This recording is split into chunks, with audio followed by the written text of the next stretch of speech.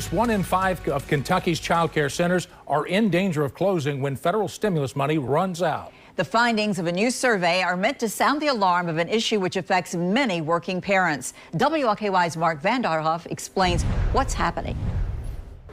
During the pandemic, child care centers like this one were having a hard time finding workers. So the American Rescue Plan provided billions in federal stimulus money to raise wages. It worked, but the problem is the money is expected to run out in 2 years or less. It keeps me up at night. Asia Rivers says the federal stimulus money allows her to pay her employees better wages. But when the money runs out, something will have to change. The first thing would be to begin to cut hours, and that's the service hours available to the family. So if instead of running maybe from 6 a.m. to 6 p.m., it may be 7 to 5. Rivers is not alone. According to a survey released Thursday, 22% of child care centers say they are in danger of closing once the federal funding runs out.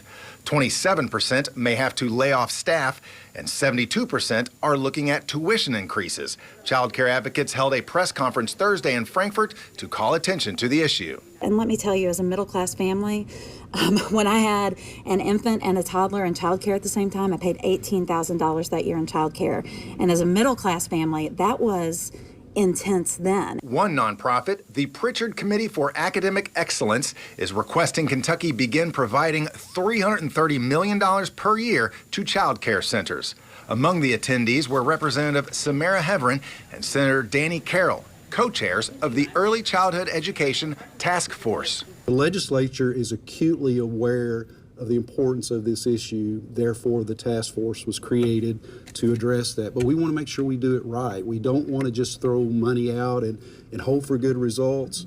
Rivers says there isn't time to lose. When I wake up in the morning and things aren't right in my operations, I have to act fast. I have to think quick on my feet. There is incentive for action. Representative Heverin says the daycare shortage in Kentucky is estimated to cost the state's economy $590 million a year.